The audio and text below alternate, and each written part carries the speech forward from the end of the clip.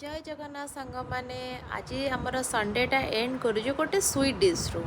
आ से स्वीट डिशटा आज प्रस्तुत कर मामा गोटे कंचा भंडारू माने आपण भावुथे अमृत भंडारू केमती गोटे स्वीट डिश तैयारी होची चलते देखा।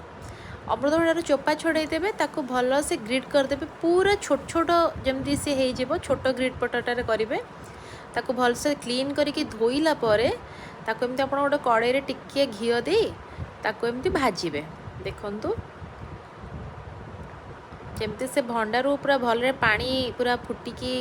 मरीगला जमी टिके हल्का गोल्डन कलर जो आसीज से पर्यंत भाजबे तापर आम एपटे क्षीर गरम करके रखी क्षीरटा से मामा ए दौरान क्षीरटारे पूरा भंडाटा जो भल सीझीज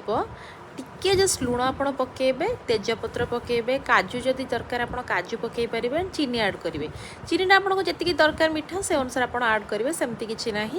तो चीनीटा मेल्ट हो गलापर आपड़ से जो गुजराती पाउडर यहाँ घरे मामा छेची